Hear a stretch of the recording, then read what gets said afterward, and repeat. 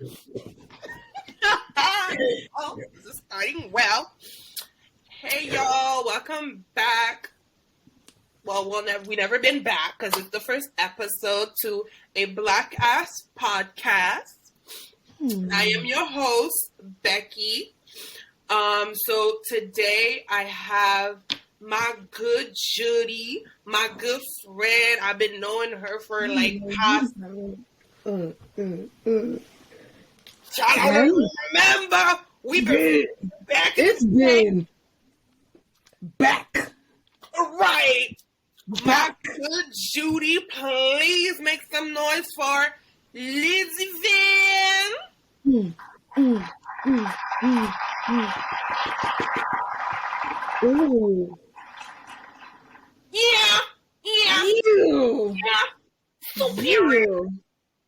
Thank you so much, Becky, for having me today. I'm really excited to be here, and honestly, I really hope we have a really good discourse. I already went through the material, and I'm really excited to be here. So, for the people that don't know you, because I know you and nobody knows you over there in Waterloo, child, but they still know you, because I be talking about you. So, please tell them where you from, how you identify, so we can have that clear, so nobody mispronounce you, because I'll fight a hoe, period. And What did you graduate in? All right, so my name is Ludivine, but everyone calls me Luds or Ludes. Variation on that. I am from Ivory Coast. Originally, my parents had me in France, so I'm also French. And now we live in Montreal. I just graduated actually May this year, 2022, in anthropology with honors. And I am currently taking a leap year trying to see what I want to do my master's on, because I am continuing in anthropology, but I'm not sure exactly how I want to use that degree, what kind of thesis I want to be doing. What was the other question? And what are your pronouns? Oh, so I identify as non-binary. My pronouns are they, she. I prefer when people use they, but she is also fine. We love that. So, first, as you know, as everybody knows, today we're going to be talking about Black women in the education system. It is a topic that is not talked about enough. I think we navigate through women in general, and education system, and how there is a huge disparities when it comes to the male counterparts, but we don't specifically talk about Black women and that intersectionality that comes with it. So this is going to be the discussion today. So grab your popcorn, grab your weed, grab your cocktails. I don't know what you eating, because we're going to have a little fun kiki up in here. Okay, this is for the real one. You already know. So that's why I'm rock Ludivine, because I know you're going to keep it real. Period. I'm gonna keep it 100. I would like to issue a disclaimer, since I said that I am non-binary, but we're talking about Black women in education. I do think that despite me identifying as someone who's non-binary, my point of view is still. I just chewed on my thought. Ooh. Right. I just bit. Anyways, yeah, so I feel like my point of view is still valid, and my contribution can also be because I have been brought up and perceived even myself as a woman for almost all of my education. I actually just came out or realized my non-binarity this year, so it's very much still something that that is new, and so I can still relate about the female and women experience. Perfect. And congratulations for not finding yourself, but realizing, because that's another discussion for another time. But for another day. That's a. Oh, we're going to talk about it. About it. Okay. Okay. That is something that it needs to be talked about Black people and the LGBTQ plus community. Okay, perfect. But right now we're going to focus on education. So my first question, I got a series of questions for Ludivine, actually 5 main questions. So we're going to talk about these. So my first question is, how were your parents with education, and were they assertive for you to get a degree? And I think from that, where I for people that don't understand maybe the question, it's just as both of us being Black people, education is taken very seriously. So in that sense, how were your parents with like you being an educated person and you having that degree? Mm-hmm.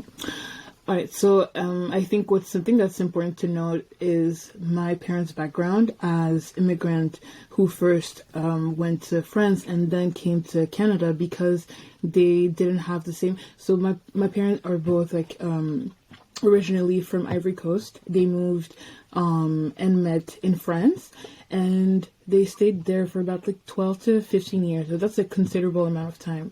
And they were both going to school, and they left because they didn't have enough, they didn't find enough like opportunities for themselves, and were also thinking about us. They already had my brother and me. And so the reason they moved here is both because of racism and for opportunities. And so I think even just that mentality or that perspective, for me, my parents have always been very adamant about the fact that they wanted us to have an education, a degree, because as people of color, as Black people, we already have less opportunities. And even though it doesn't feel like that, especially for me now, for them, they see that as a way of guaranteed employment and therefore job security, housing security, because in education is not only about what you want to study, what you want to do with your life, but even for my parents and for a lot of people, it's how you ensure that you're gonna find a place to live, and find a place to have like housing and housing security. So I think that was really like their perspective, and so they wanted us to have the best grades, to be the best in all of our classes, which we tried to do, and kind of did to the best of our abilities. I know that when I got my degree, my mom was really relieved because I have an older brother who hasn't graduated college, which is not the same as it's not the same as high school. I know it's different, but it's Cégep. He hasn't graduated that or university, so I know that my mom was really relieved and really proud of me for that. So yeah, I guess they really see it as a kind of job security for life. And for me. And do you think that they were, because you have, like, I know your family, like, yeah. So you have 3 brothers, and you are the only. Yes. I know. I see what you're trying to see. No, but that's a really good point, because, and I mean, as you can see, I speak more about my mom because she's told me that multiple times before, and which is why when I use the terms like relieved, is because especially and also as a woman, it's even more important for us to have options, degrees, opportunities, because of systemic oppression, because of that inequality. So she really wanted me to be able to be really educated before I get married or stuff like that, because then I could become dependent on someone else. So it was also like I guess I feel like she perceived it as a way for me to ensure my personal social mobility, and so that I would never be dependent on a man for anything, because I had my own degree. I could get my own money, even if I did stop working for a moment because I wanted to raise a child or something like that.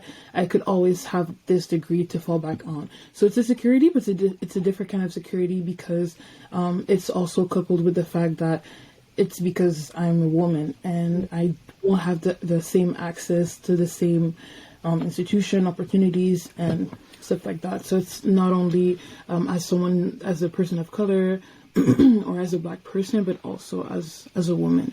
My mom was really relieved and relieved to see that I was also someone who really loved school and loved like really performing well. So she was happy to see and relieved to see that, because it's not the same with my other brothers, and she doesn't push the same way, because despite them not having good education, they don't have this. They don't have the same risk of I don't know how to say it. C'est comme. C'est en français. C'est correct. Yeah, no, je sais. But it's like, even if they don't have the same, they don't fall. It's not the same consequences if they don't and if I don't. It's more what I'm trying to say. I don't know how to formulate it, but yeah. No, it makes total sense. And from that, going in from that question as well, did you feel any sort of, it was a huge pressure for you? Because when you said that your mom was relieved that you got your degree, and you are the second oldest child, and then because your brother did not get his CJEP or university degree, did you feel that pressure that I need to succeed from your parents and from yourself? Did you give yourself that pressure as well? I had that pressure for different reasons. I had that pressure just because I'm someone who I love to be like a super or like a high achiever. So I feel like the pressure was definitely internal. I know it was external. I'm not gonna say that my parents were pressuring me, but the pressure, I didn't let that pressure get to me. It wasn't a prime motivator as to why I was performing in school. So it was never in the sense that, damn, I need to perform in school because otherwise my parents are going to feel that type of way. Like, it was never about them, more about myself, and it was to prove it to myself. I really did want to do well in school, and I also really loved it. So here, right? Y'all, when I tell y'all this person right here is the smartest person I know.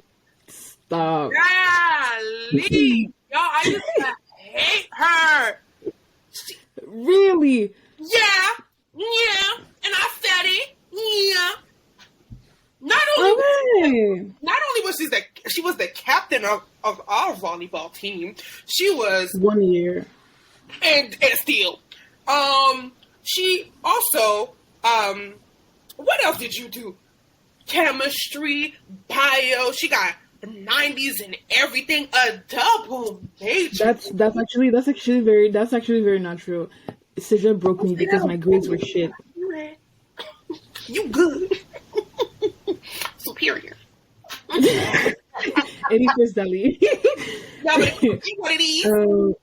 No, really, honestly, like, Sija really broke me because I wasn't able to perform, and in a way, like, being like high super achiever was kind of how I based my sense of self and my self-esteem and sense of identity was definitely linked to my performance in school, even in high school. And then so like when it came crashing down in Sija because my grades were it was not good. And then when I went to university, back up. But speaking, this is a great way to transition on that second question. So, because you said that through CJEP, it went crashing down, you weren't performing as well as you, as the capability of you performing. Have you ever felt overlooked by your professors or your peers through like CJEP and university? I wouldn't say in Cégep or university. For like, I would say like in my early years, so like in primary school and high school, I did. Not in high school, and not no, not in Cégep, and not in university. In Cégep, because we were part of like a really special program that really catered to people. We were basically doing two types of science, and also like lit- Literature. literature and arts, literature and arts, and the two type of science.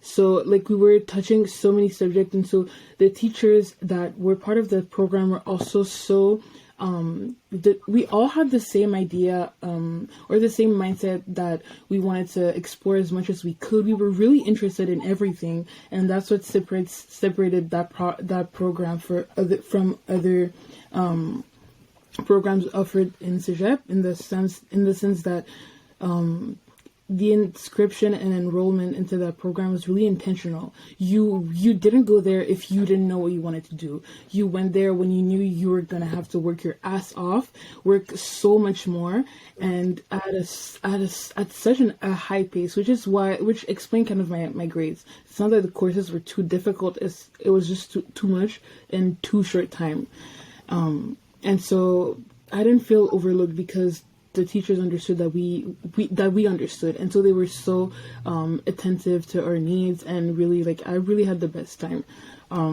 despite my grades. And then in university, once again, I don't know, I feel like, especially at the university I went to, Concordia, the teachers are so dedicated to their field, to their discipline, that it's almost contagious. And that's personally for me, especially when it pertains to my program. I've never really had a teacher, like, some of them are shitty, like, teachers are sometimes shitty, but all of them loved the subject, the course that they were teaching. So personally, and I also had really good grades, and I was participating, so I never really felt overlooked. In primary school and in high school, you guys may not know, but Becky and I went to the same high school. Indeed. And because the thing about Quebec is that, and I would say, like, the thing about Canada is that the racism is very much implied and covert, but it was very much overt. We went to, like, I guess you would classify it as a PWI, but the population of student was very much immigrant, like, white niggas all around. White people were definitely a minority, and so, but almost all of our teachers were white. Some of them were people of colors, but a lot of them were white, and so even from people of color that were not Black, we received, especially also from male teachers, it was a lot of racism and a lot of, I don't know, it was really a really toxic environment. And I would say the same for primary school. Apart from the only teacher I had in, I think, third grade, which was really so nice, and really helped me discipline me. And she was the one who taught me discipline, and really, I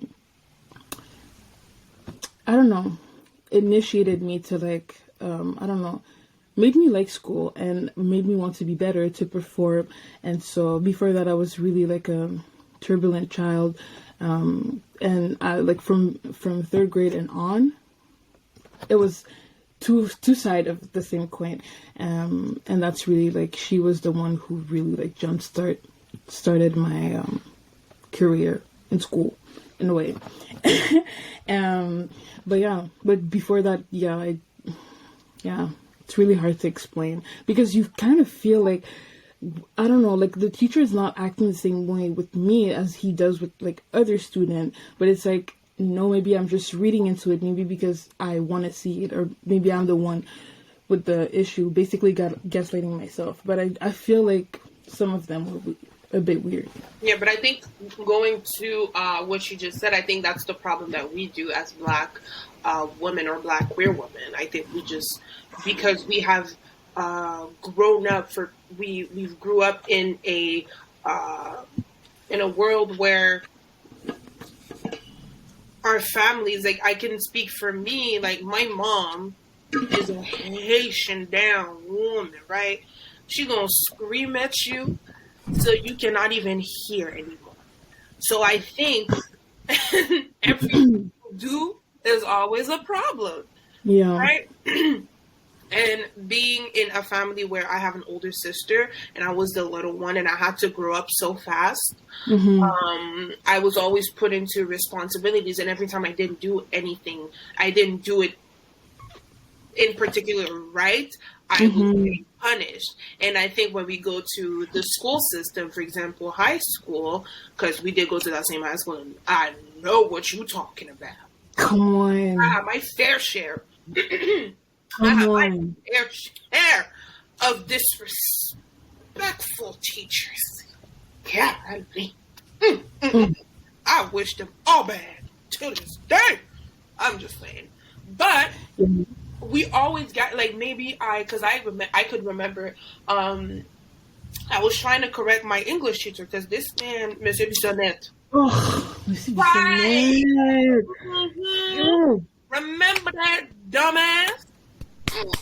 I remember. Not only was this meant to give y'all a little clarification, this man was not only a sexist, he would show us pictures of Black women in a very nasty way, and we were young girls. We went to bitch, I didn't know. I'm learning stuff today, right now.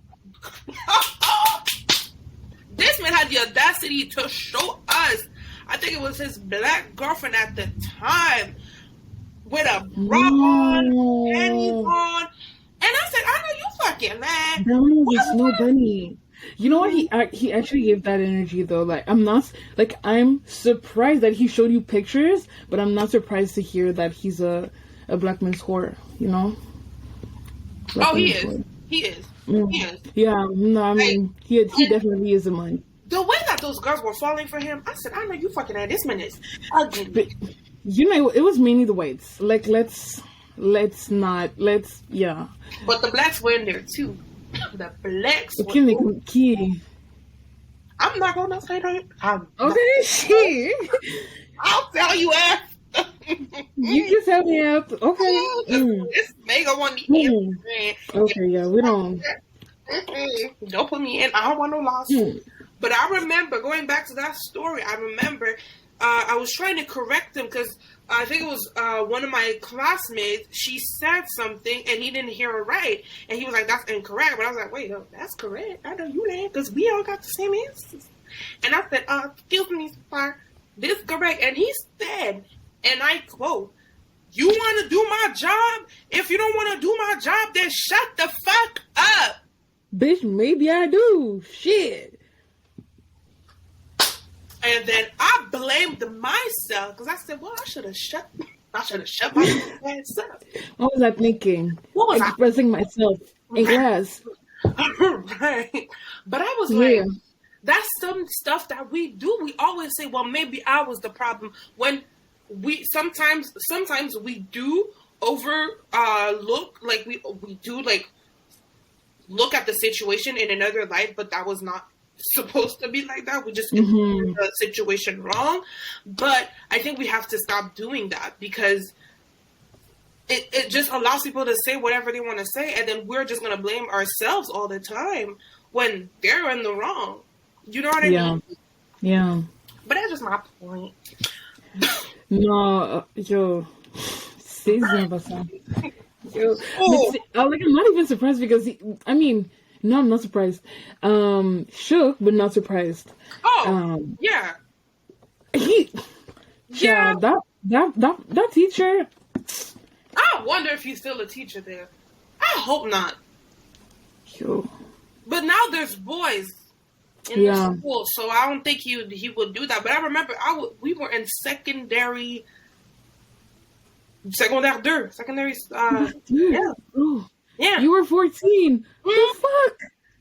Yeah, He thought it was cute. And don't forget, it was a majority. It was considered to be a white school, but it was the blacks. blacks, The blacks were in. colored people. Whew. Not palm Yeah. color. This the dark. But going through have a whole conversation about this teacher, this weird ass teacher. Going through number 3 for my question. After graduating, how challenging was it for you to find a professional job, quote unquote professional job in Montreal? How was your degree helped or not helped for you? Well, my degree definitely helped. Well, for the job that I have currently at the university, I think that how challenging was it? So, I don't think it wasn't really challenging. I decided to change jobs twice, actually once. The job that I have now, which is like the most serious job that I've. No, it's not the most serious job, but the job that I have now at the university, which can be in a way more esteemed. I was working at the bank before, which is also like a good job, but it was not like at the same level. My pay is almost double now. Yeah. Wait. Double? No, compared to the one I did at Desjardins at the bank. Yeah, but you got a little coin there. You still No, it wasn't that good. It was like 18. It was 18. Oh, I know you let it. Hold on. Yeah, so like, and when I changed job, it wasn't really that hard, but it was also not like a hard job to begin with. I was working with someone who was in high school, so it wasn't really like hard to find. But ironically enough, the job that I have now, I found it through through my Black queer community. And it was a friend who heard from a friend that they were looking for a position at the Office of Equity and the Black Perspectives office at Concordia, where I was already going to school. And I was like, wait. And then I read, the qualifications and, the requirements. And I'm like, wait, this is exactly what I want to do. This is how I want to work, especially working within a university, which can be really problematic as a Black person, queer person, activist, whatever. If I want to be working, like, these are the offices I want to be working in. And looking back on it now, I mean, even now, like, I still believe that, that, like, these are the best spaces to be, as a Black person who's also non-binary and queer. And so, I bit it again.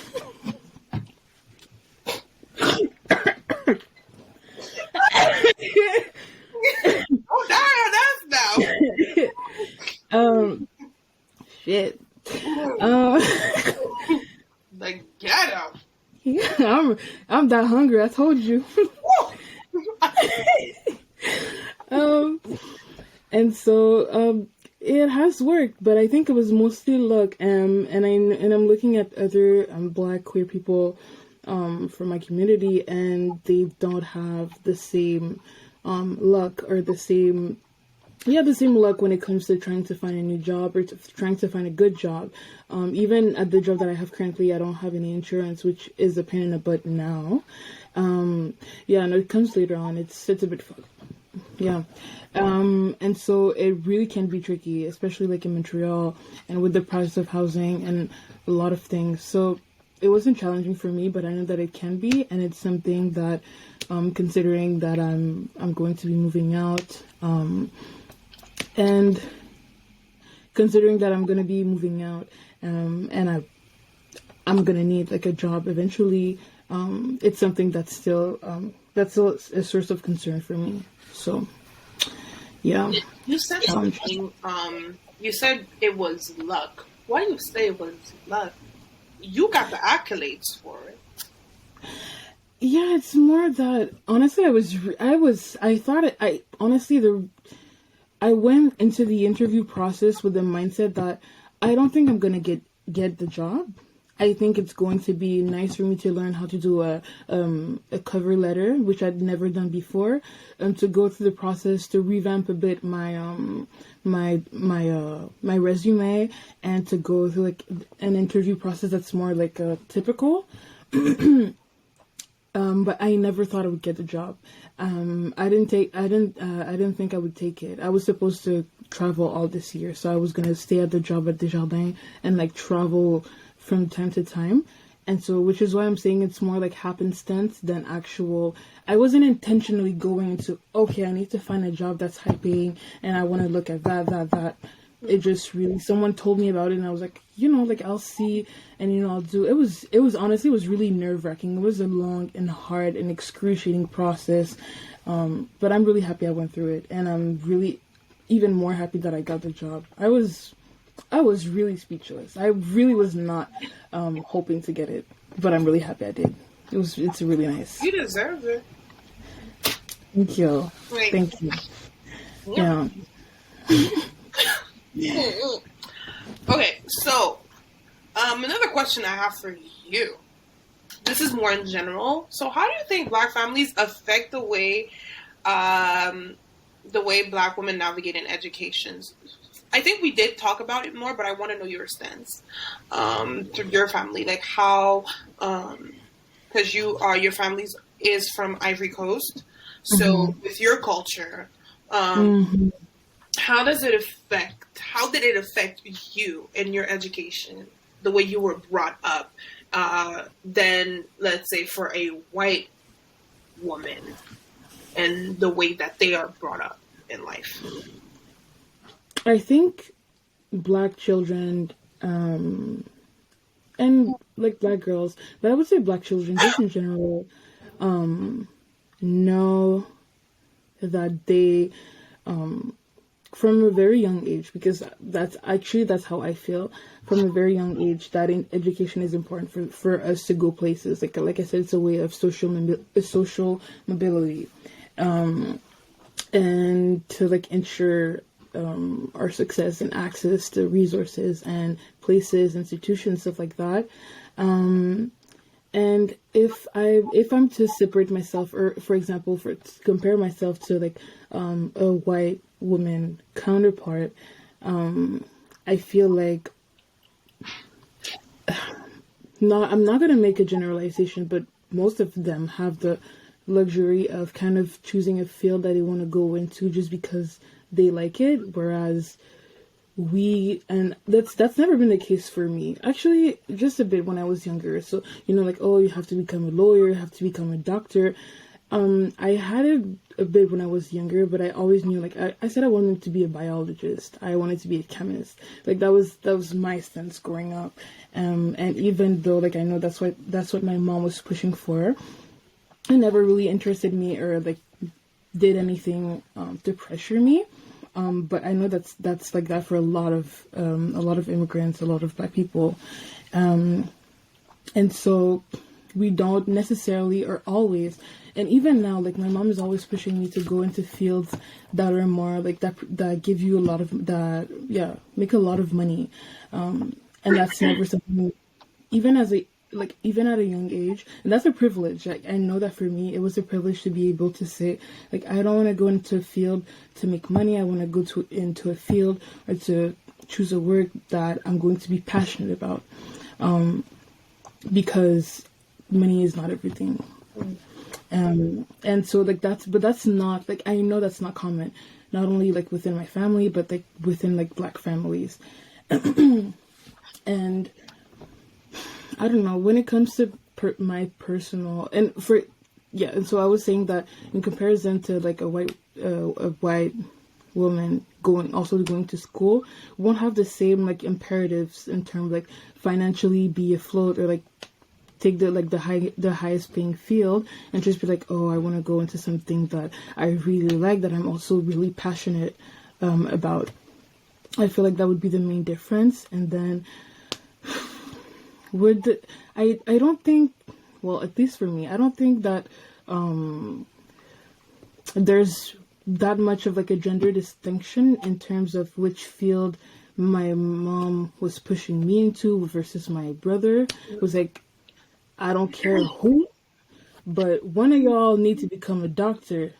I don't know, however you want to, somebody gonna get the money and bring it home. Mm-hmm. I don't care who it is, you know? But then, and that's really funny. And when I say funny, I mean more like that really says a lot. My father was never as pushy with my education because of the way that he views gender roles, which, you know, newsflash, it's very misogynistic, very bigoted, very sexist, very, very traditionalist, and outdated.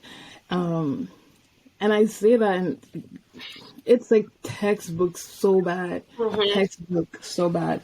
It's like, you know, like the woman stays at home, is under the will of her husband, stuff like that. So like I knew he was not going to be pushing for my education. But my mom hasn't been in a having been in a situation where she doesn't have like the best degree, and so she doesn't have a really high paying job, and now she has kids with a man. She doesn't have access to the same opportunities, and so in a sense she is kind of dependent on my dad, which is financially at least. But financials are a big part of how you live and what your opportunities are. So yeah, my mom was never pushing for me. My dad was never pushing for me to have a degree. Always pushing for my brothers. Still is for my younger brothers. But my mom was for all of this the same way. Shout out to mom. Man, I miss her. Can't wait to see her. You know. Shout out. You know. But I could definitely say the same thing for me. Like, shout out to my mom, shout out to my family for real, because me being the first I'm not the first to go to university. I think I can say that I'm very blessed, where my family came up from nothing and all have degrees. But I'm the first one in the family to do something else than nursing, because there's a lot of nurses. I'm not gonna lie.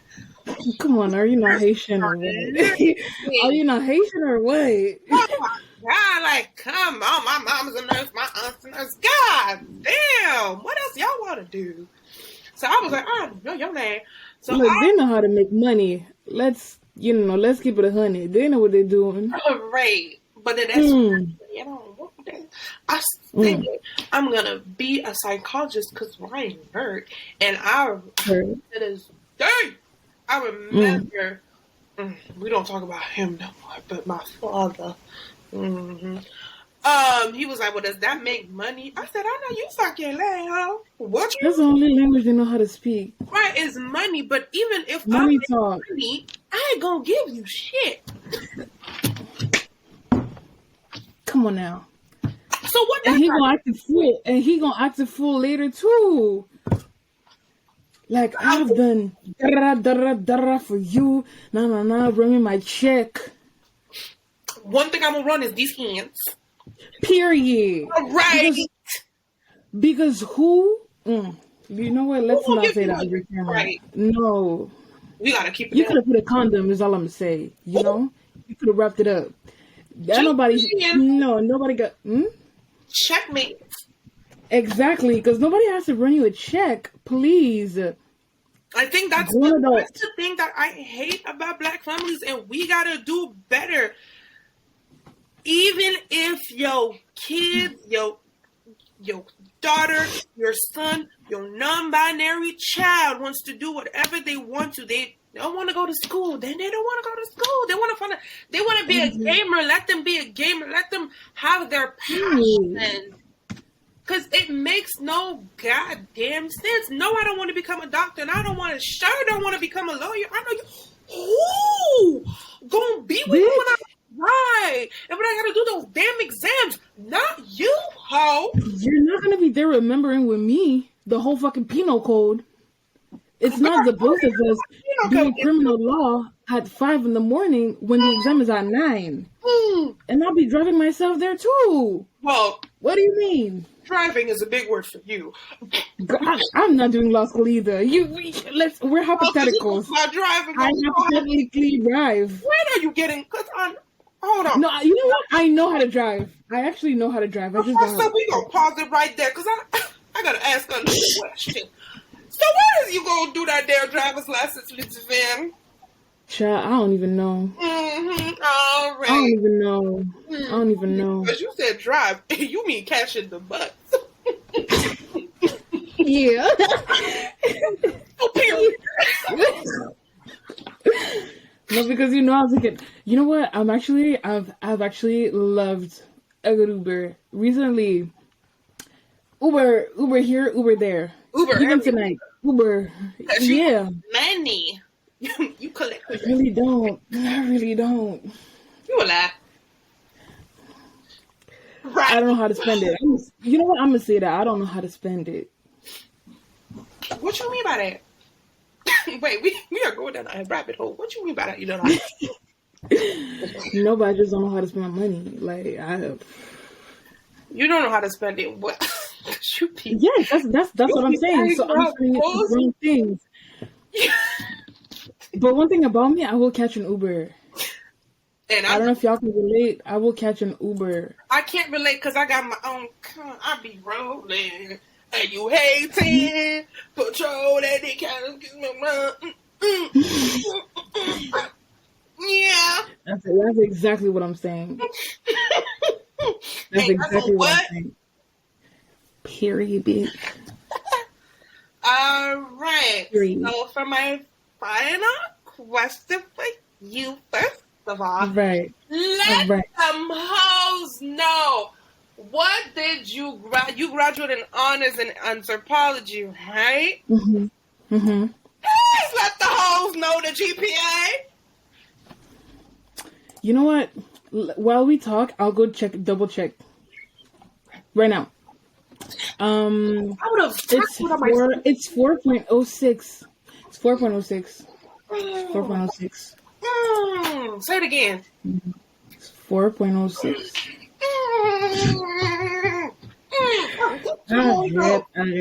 Woo! She said 4.06. You bitch could never. You bitches from Waterloo could never. I'm just kidding. I love y'all.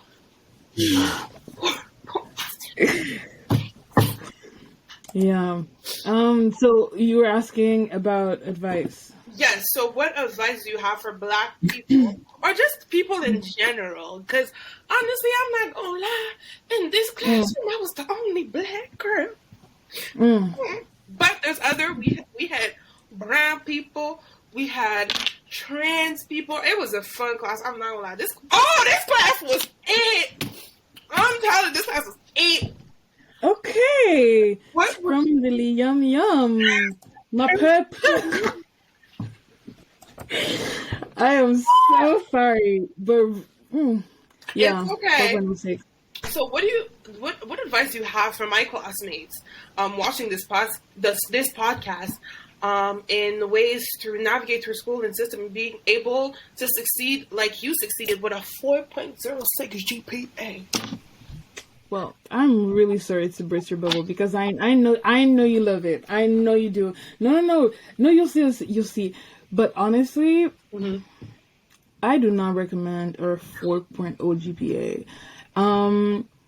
For the following reason: your mental health and your will to live. You know, if you want to have the both of them, I feel like it really depends, and you'll know. For example, and I will speak from my point of view because my GPA does not have an impact on. Well, it does have an impact on my master's. So if you do want a master's, if that's something that you really want, all I'm gonna say is school is never that deep. It's never that important. It is not always that necessary even. So it's a financial burden, so it's a physical burden, it's an emotional, psychological, it's a burden. Don't go through with it if you don't know why you're going through with it and if it's not going to lead you anywhere. because you're losing all of these components. You're losing money, you're losing time, you're losing yourself, like physically going to school, mentally being there, like learning all that stuff for nothing. If you're not doing it for the right reason, for reasons that are personal to you and that are true to yourself, and you'll know, we're not. I'm not doing it for an audience. You're not getting that degree so that it can look good on paper or whatever, because it's really hard. And if you don't have the motivation, honestly, personally, like at the end of last year, if I hadn't cheated through the last 2 semesters, you know what, the last year, and I'll say it how it is, because it's really that I wouldn't have had my degree right now. And so, because I was taking so many classes, I finished my degree in 3 years. I took so many classes. I went so fast for no reason. You don't have to go that fast. If you love something, take your time, enjoy it. Actually enjoy it.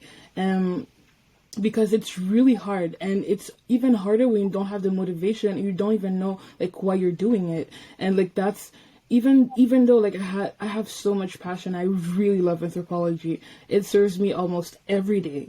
That's what I see myself doing until I die, because it's such a vast discipline.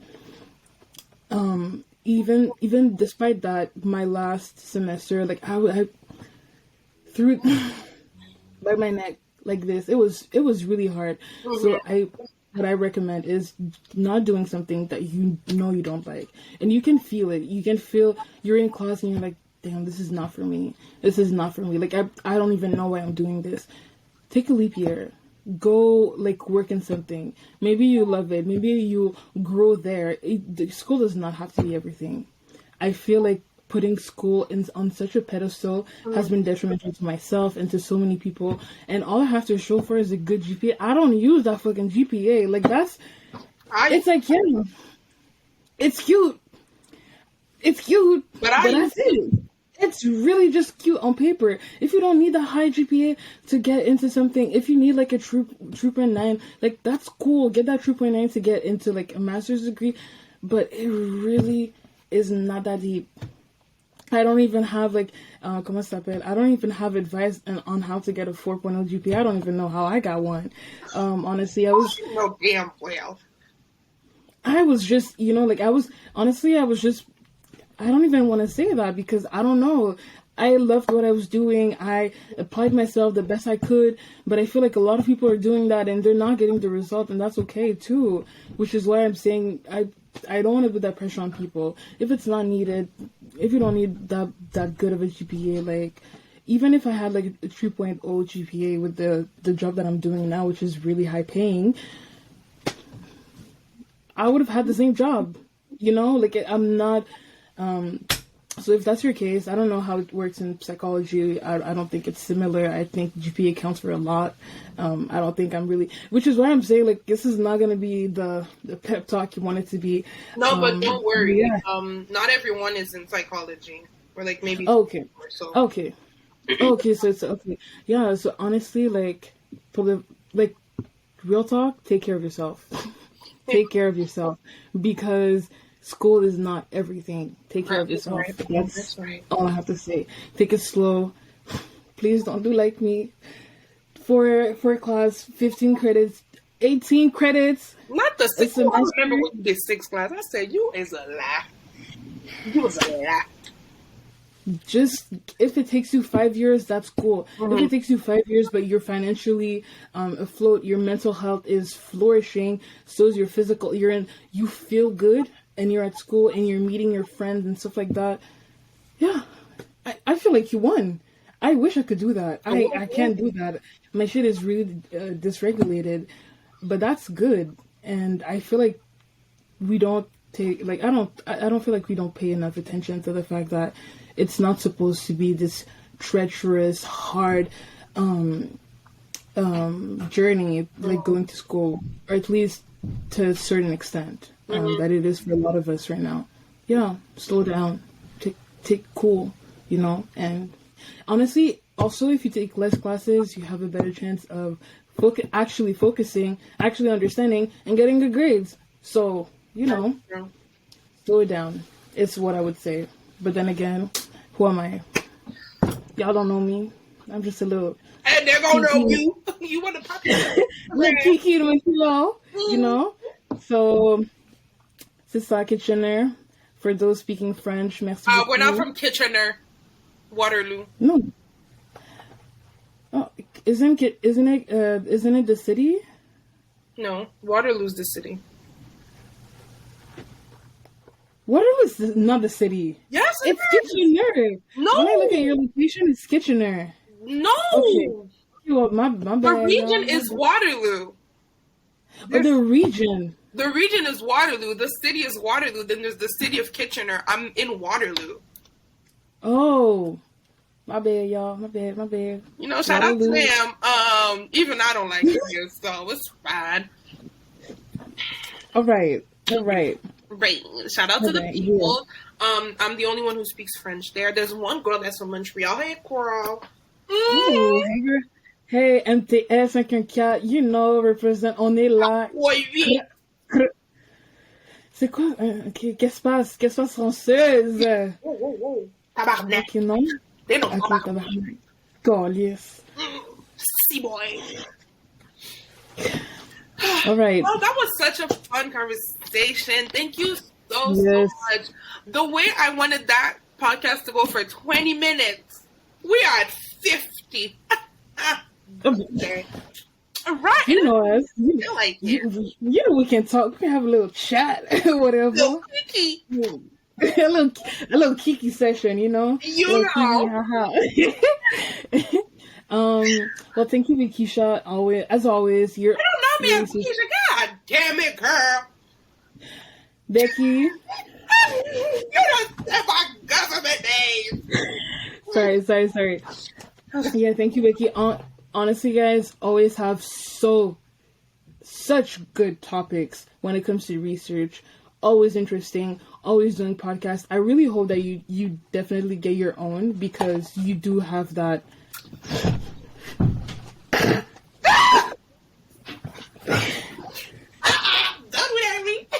Well, because this is not the first time you do a podcast, which is what I would say. It's a nice mode of like delivery. It's like under the form of a question, which is what I was trying to say. Oh, well, thank you. I think I'm gonna do one, because everybody's telling me you should do a podcast. But what am I gonna talk about? Anything. That's the whole point. That's beauty. And are trash. Yes. Literally anything. Mm-hmm. Yeah. Do you know? There's like a podcast. I think there's a podcast that's just like a dish session where people tell people in their circles drama. So it's like the hosts, and they're like, oh, so like my friend told me, and they explain the whole drama that's going on. Yeah. And that's the podcast, and it's apparently so interesting. I'll try to find the title. A friend told me about it. That's nice, because people have a lot of drama. Mm-hmm. Yeah. Oh, okay. So for those interested, the name is Normal Gossip. So they're just gossiping on people in their lives. That's just petty. Imagine you listening to the podcast, like, wait a damn minute. That's me. Why that sound familiar? Mm-hmm. Right. No, but really, anything though. Anything. No, I think I'm gonna do one, because I feel like I do have experience in life, child. You know. Mm-hmm. Right. You could say a lot. Come on now. Woo! But I think.